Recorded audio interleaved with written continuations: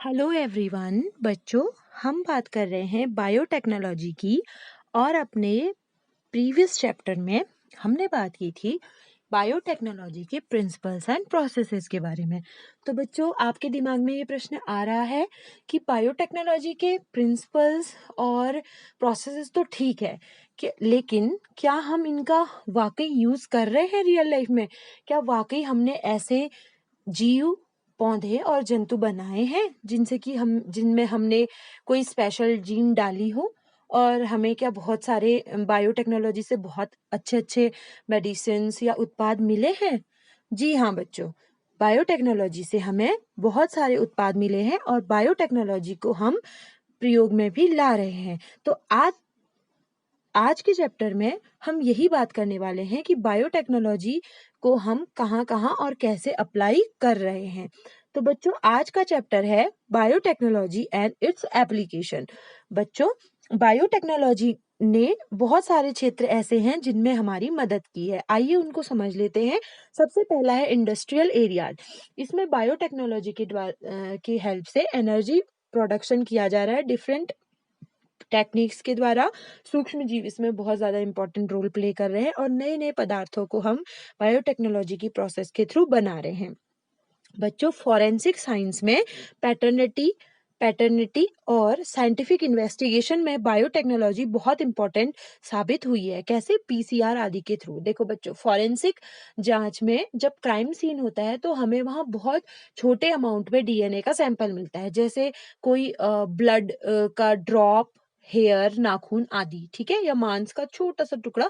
तो उससे हम बहुत सारे डीएनए की कॉपीज बना सकते हैं, जिससे कि हमें अपनी आगे का जो जांच हो उसमें सुविधा हो जाए। इसके अलावा एग्रीकल्चर फील्ड में भी बच्चों, फूड प्रोसेसिंग प्लांट्स और प्लांट एग्रीकल्चर में भी बायोटेक्नोलॉजी ने अपना बहुत इंपॉर्टेंट रोल प्ले किया है। इन्वायरमेंटल इश्यूज में बायो रिमेडिएशन और अदर इश्यूज को सॉल्व करने में भी बायोटेक्नोलॉजी ने महत्वपूर्ण भूमिका निभाई है। और चिकित्सा के क्षेत्र में तो बायोटेक्नोलॉजी का बहुत इंपॉर्टेंट रोल है, जिसमें डायग्नोस्टिक यानी निदानात्मक, थेरेप्यूटिक यानी थेरेपीज दी जाती हैं बायोटेक्नोलॉजी के थ्रू डिफरेंट टाइप की, और वैक्सीन यानी टीकों के द्वारा बायोटेक्नोलॉजी ने हमारी बहुत हेल्प की है। बच्चों, जो औद्योगिक स्तर है उसमें जैव प्रौद्योगिकी के 3 अनुसंधान क्षेत्र यहाँ पर बताए गए हैं। पहला जैव उत्प्रेरक, दूसरा अधोगामी प्रक्रियाएं और अनुकूलतम दशाएं।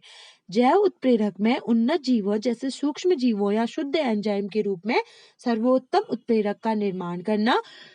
एंजाइम के कार्य हेतु जैव प्रौद्योगिकी द्वारा सर्वोत्तम परिस्थितियों का निर्माण करना, जैसे ताप, टेम्परेचर आदि का। और उसके बाद अधोगामी प्रक्रियाओं में उत्पादों जैसे प्रोटीन, कार्बनिक यौगिक की शुद्धता और पुनः प्राप्ति में उनका उपयोग करना। तो देखा बच्चों आपने, जैव प्रौद्योगिकी को हम किन किन क्षेत्रों में उपयोग में ला रहे हैं। इसके अलावा बहुत सारे ऐसे क्षेत्र हैं जिनमें जैव प्रौद्योगिकी का रिसर्च अनुसंधान अभी चल रहा है और हर दिन उसमें नई नई खोजें हो रही हैं। तो बच्चों, सबसे पहले हम यहाँ से शुरू करते हैं कि कृषि में, क्योंकि खाना, भोजन या भूख मनुष्य की पहली आवश्यकता है, तो वहां पे जैव प्रौद्योगिकी का क्या रोल है उस पे हम यहाँ से चर्चा करना स्टार्ट हमारा करते हैं। बच्चों, आपको पता है कि विश्व की जनसंख्या निरंतर बढ़ती जा रही है। जितने सारे लोग होंगे उतनी उनकी भोजन की आवश्यकताएं होंगी, और धीरे धीरे धीरे हमारे जो संसाधन है वो भोजन की आवश्यकताओं को पूरा करने में असफल हो जाएंगे। तो हमको क्या करना है? हमको हमारे रिसोर्सेज से ही, क्योंकि रिसोर्सेज तो उतने ही है ना, तो उसमें हम अपनी पूरी जनसंख्या को भरपेट उनकी खाद्य आवश्यकताओं की पूर्ति कैसे करें, ये बहुत बड़ा प्रश्न है। तो हमें क्या करना होगा? हमें उत्पादन बढ़ाना होगा, ठीक है। और उत्पादन बढ़ने के 3 तरीके हो सकते हैं। पहला है एग्रोकेमिकल बेस्ड एग्रीकल्चर, कृषि रसायन आधारित कृषि। इसमें क्या होता है? उत्पादन की वृद्धि के लिए उर्वरकों, पेस्टिसाइड्स, इंसेक्टिसाइड्स, वीडीसाइड्स आदि का प्रयोग करते हैं, जो बहुत ही ज्यादा महंगे होते हैं। और ये रसायन महंगे होने के साथ साथ मिट्टी, जल आदि पदार्थों को दूषित करते हैं, यानी पर्यावरण को प्रदूषित करते हैं। इसलिए हमें कार्बनिक कृषि की ओर जोर देने को कहा जाता है, यानी ऑर्गेनिक एग्रीकल्चर, जो कि हमारा दूसरा तरीका है, दूसरा विकल्प है। कार्बनिक कृषि में यानी ऑर्गेनिक एग्रीकल्चर में फसल उत्पादन बढ़ाने के लिए जैव उर्वरक, जैव पेस्टिसाइड, जैव इंसेक्टिसाइड, जैव वीडिसाइड, जैव नियंत्रक आदि का उपयोग किया जाता है। आपको बहुत अच्छे से याद होगा कि हम microbes in human welfare chapter के बारे में इनके बारे में विस्तार से चर्चा कर चुके हैं। फसली पौधों को आनुवंशिक रूप से विकसित करके भोजन की मात्रा को बढ़ाया जा रहा है।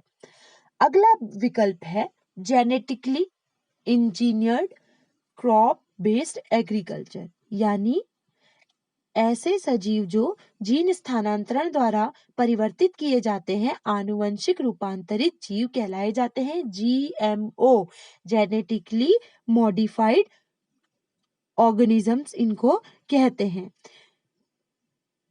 वह जीन जो प्रवेश कराई जाती है उसको हम ट्रांस जीन कहते हैं, तथा आनुवंशिक रूप से विकसित फसलें, आनुवंशिक रूपांतरित फसलें जेनेटिकली मॉडिफाइड क्रॉप्स या बायोटेक क्रॉप्स भी कहलाती हैं।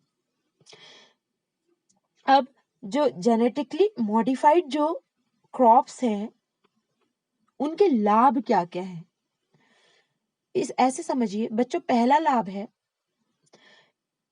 कि ये जो पौधे हैं, ये इन पौधों की हम खनिज उपयोग क्षमता में वृद्धि कर रहे हैं। कैसे? इनको जेनेटिकली मॉडिफाइड करके, यानी जेनेटिकली मॉडिफाइड जो क्रॉप्स हैं उनमें खनिज उपयोग क्षमता में वृद्धि हो जाती है।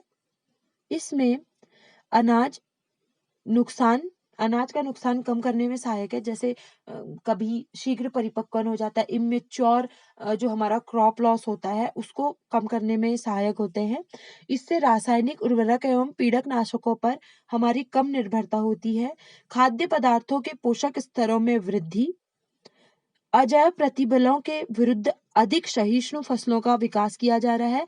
अजैविक प्रतिबल यानी ठंडा, सूखा, जो लवणता है, ताप आदि के प्रति जो रेसिस्टेंट किस्में हैं उनका विकास किया जा रहा है और इन फसलों को उत्पन्न करने में कम समय लगता है, यानी इनसे बहुत कम जीवन चक्र वाली फसलें भी तैयार की जा रही हैं। यानी कुल मिला के हमारा मोटिव है कि जेनेटिकली मॉडिफाइड क्रॉप्स के द्वारा कि हम अधिक से अधिक उत्पादन, अधिक से अधिक लाभ प्राप्त करें, जिससे कि हमारी इकोनॉमिक कंडीशन भी अच्छी हो जाए और हमारी खाद्य जरूरतें भी पूरी हो जाए। बच्चों चलिए, इनमें सबसे पहले हम बात करते हैं ट्रांसजेनिक पादपों की।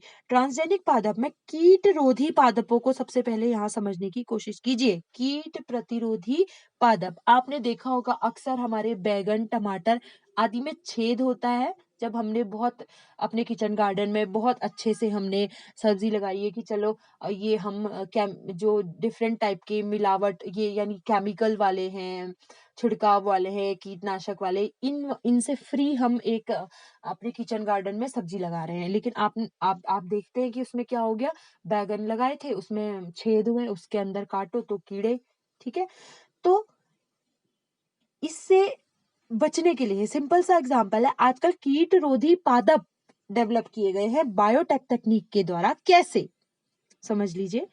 इसमें क्या किया गया है कि साइंटिस्ट ने देखा कि एक जीवाणु होता है बेसिलस थुरिनजिनेसिस, जिसमें एक जीन होती है, एक प्रोटीन पाई जाती है, क्राई प्रोटीन। ठीक है, ये क्राई प्रोटीन, इसमें ये जो जीवाणु है इसमें क्राई प्रोटीन का निर्माण होता है।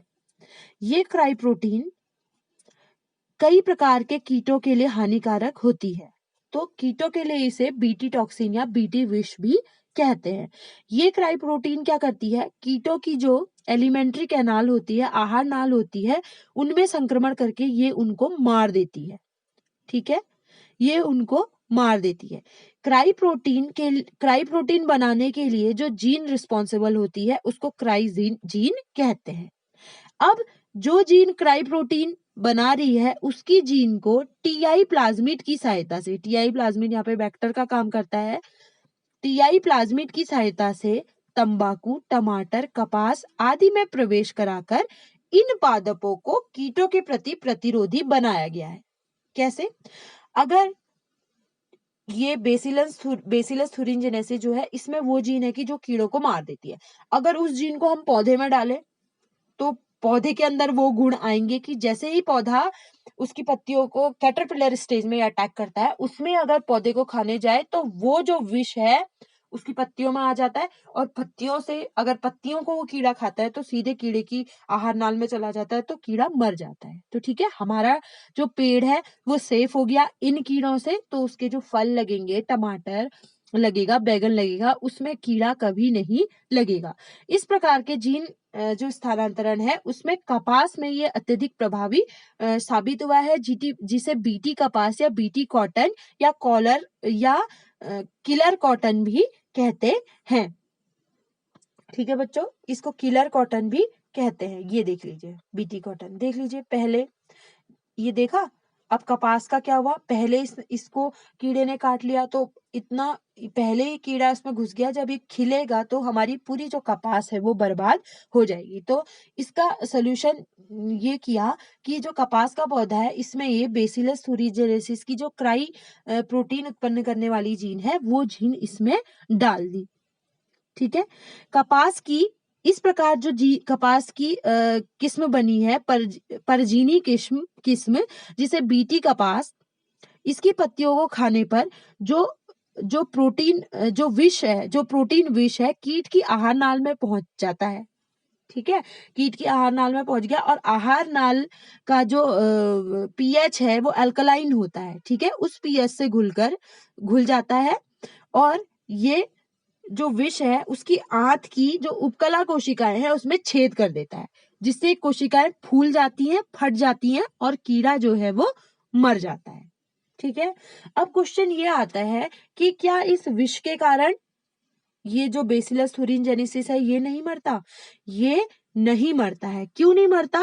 क्योंकि जब ये बेसिलस से ये प्रोटीन विष उत्पन्न होता है वहां पर ये निष्क्रिय रूप में रहता है। ठीक है, वहां पर ये निष्क्रिय रूप में रहता है। ये निष्क्रिय विष सक्रिय कब होता है? ये निष्क्रिय विष सक्रिय एक फिक्स पीएच पर सक्रिय होता है। ठीक है, इसमें पीएच का बहुत बड़ा रोल है। फिक्स पीएच पर सक्रिय होता है, और ये पीएच उसको कहाँ मिलता है? कीड़े की आहार नाल में। तो ठीक है, जैसे ही इसको अपना जो पीएच इसको चाहिए वो मिलता है, वो वहां पे घुलता है, और उसके बाद वो सक्रिय टॉक्सिन में परिवर्तित हो जाता है और कीड़े को मार देता है। बच्चों, बीटी कॉटन जो सामान्य कॉटन है उस पर बहुत प्रकार के कीटों का अटैक होता है, जैसे लेपिडोप्टेरॉन कलिका कीड़ा, सैनिक कीड़ा। ठीक है, कोलियोप्टेरॉन जैसे भृंग का आक्रमण होता है, और जो इन्फेक्टेड स्टेज होती है वो होती है कैटरपिलर। और कैटरपिलर आपको पता है कितने जल्दी फटाफट पत्तियों पे फीड करता है, और उसके बाद ये जो है वो उस पे आक्रमण कर देता है। तो ये आक्रमण करती है तथा तने के पुष्प कलिकाओं और कॉटन बॉल के ऊपरी कोमल भागों में छेद करके वहां पर घुस जाती है। तो कॉटन क्या होता है, जब वो कली होता है, बंद होता है, तो कॉटन होता है उसमें छेद हो जाता है। जब ये पकता है वो तो खुलता है तो खराब और मुलायम होता है, जिससे फसलों के उत्पादन में 8 से लेकर 60% तक कमी आ जाती है। ठीक है बच्चों, और इसके लिए जो स्प्रे आता है कीटनाशक केमिकल वाला, वो बहुत महंगा स्प्रे होता है। कॉटन में 2 cries gene CRI first AC और CRI सेकेंड AB का प्रवेश कराया जाता है, और इस प्रकार जो किस्म बनाई गई है कीट रोधी कॉटन की उसे बीटी कॉटन कहते हैं, क्योंकि ये कॉटन बॉलवर्म के खिलाफ बीटी टॉक्सिन जीन रखती है। ठीक है बच्चों, तो इस प्रकार बीटी बैगन भी बनाए गए हैं जो स्वाद में भी बहुत अच्छे होते हैं। तो इस प्रकार से बेसिलस थुरिनजेनेसिस की जो क्राई जीन है, जो कि क्राई प्रोटीन का निर्माण करती है जो कीटों के लिए हानिकारक है, उस जीन को रिकॉम्बिनेंट DNA टेक्नोलॉजी द्वारा बीटी कॉटन बनाया गया है। यानी कपास के पौधे में वो डाल दिया गया है, कपास के पौधे में डाल दिया तो वो कपास ट्रांसफॉर्म हो गया, रूपांतरित हो गया, तो उसको हम बीटी कपास या बीटी कॉटन कहते हैं। जो सामान्य जो कॉटन का पौधा है, कपास का पौधा है, उससे बहुत अधिक सुरक्षा देता है कीटों के प्रति। इसी प्रकार बच्चों पीड़क प्रतिरोधी पादप भी बनाए गए हैं। ठीक है, इसमें विभिन्न प्रकार के सूत्रकृमि यानी निमेटोड्स मानव जंतु व पादपों पर परजीवी होते हैं। सूत्रकृमि कृमि मेलेग्डोगायनी इनकॉग्निशिया एक निमेटोड है।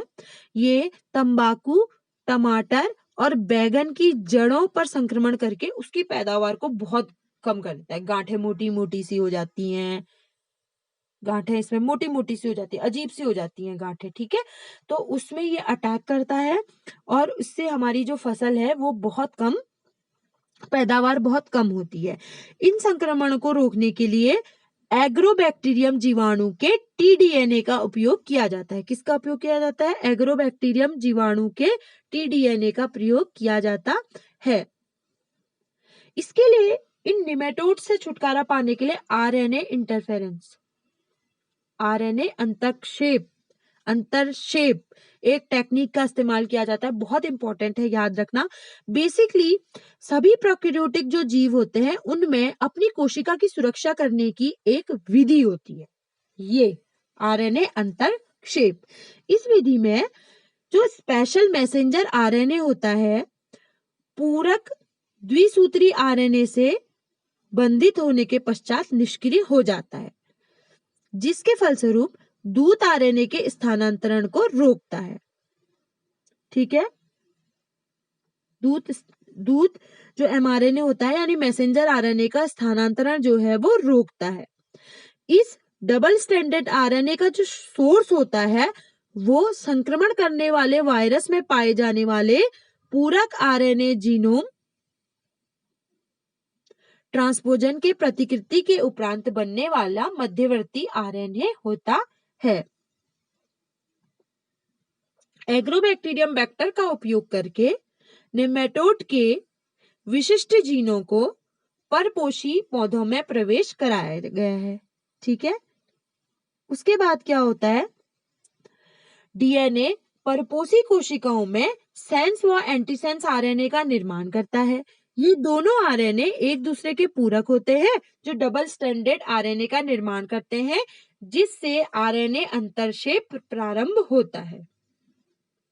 अब दोनों आरएनए एक दूसरे के पूरक हो गए जो डबल स्टैंडर्ड आरएनए बनाते हैं। तो इससे क्या होता है कि सूत्रकृमि का जो निमेटोड का विशिष्ट एमआरएनए है वो निष्क्रिय हो जाता है, और परजीवी जब एमआरएनए निष्क्रिय हो गया फिर उसका ट्रांसलेशन नहीं हुआ तो प्रोटीन नहीं बनी। ठीक है, तो यानी पूरा प्रोसेस गड़बड़ा गया, जो परजीवी है उसके बाद वह जीवित नहीं बचता है। तो इसको कहते हैं आरएनए इंटरफेरेंस यानी आरएनए अंतरक्षेप। समझ गए? इसमें एक विशिष्ट दूत एमआरएनए पूरक द्विसूत्री आरएनए से वर्जित होने के कारण निष्क्रिय हो जाता है। इसमें एमआरएनए को निष्क्रिय किया जाता है। अब अगला यहां पर आता है हिरुडिन। हिरुडिन एक विशेष प्रकार की प्रोटीन है जो रक्त का थक्का बनने से रोकती है। इस हिरुडिन प्रोटीन को ट्रांसजेनिक पादपों से प्रयुक्त कर औषधि के रूप में प्राप्त किया जा रहा है। हिरुडिन के संश्लेषित जीन को ब्रेसिका नैपस में स्थानांतरित किया जाता है। उसके बाद इस पौधे के बीजों में हिरुडिन प्रोटीन संश्लेषित व संचित हो जाता है। इसका पृथक्करण व शुद्धिकरण करके हिरुडिन को औषधि के रूप में प्रयुक्त किया जाता है। हिरुडिन एरिया पढ़ा आपने कक्षा 11 में। जोंक जब वो हमारा खून चूसती है ना तो वहां पर एक एंजाइम छोड़ती है हिरुडिन। ठीक है, प्रोटीन हिरुडिन। तो ये हिरुडिन क्या करता है? हमारा तो रक्त का थक्का बन जाता है, तो हिरुडिन क्या करता है? वो रक्त का थक्का जमने से रोकता है, जिससे कि वो जोंक आसानी से हमारा खून चूस सके। तो ठीक है, और चूंकि रक्त का थक्का ना बने इसके लिए हिरुडिन बहुत इंपॉर्टेंट है, क्योंकि कई सारे मेडिकल उसमें केसेस में ये बहुत इंपॉर्टेंट है। इसलिए बेसिकली ये हमें एनिमल से मिलता है, लेकिन अगर हम उस जीन को पौधे में डाल दे, जो कि किया गया है, हिरुडिन प्रोटीन बनाने वाली जीन को ब्रेसिका नैपस में डाला गया है, जिससे कि ये ब्रेसिका नैपस हिरुडिन जीन को ब्रेसिका नैपस में डाला, राइट। उसके बाद ब्रेसिका नैपस में डाल के जब उसके बीज बने तो उसके बीजों में भी ये प्रोटीन उपस्थित था। फिर इसके बाद इसके बीजों से हमने शुद्ध हीरोडिन को निकाल दिया और उसके बाद उसका चिकित्सा के क्षेत्र में बहुत हम लोग इस्तेमाल कर रहे हैं। बच्चों, इसके अलावा आज की वीडियो में इतना ही। आप इसको थोड़ा सा समझने का प्रयास कीजिएगा। इसके बाद अपने नेक्स्ट वीडियो में बहुत सारे और अ, बहुत सारे और केसेस है कृषि के क्षेत्र में जहां पर हमने बायोटेक को यूज किया है, उसके बारे में चर्चा करेंगे। मिलते हैं अपने नेक्स्ट वीडियो में।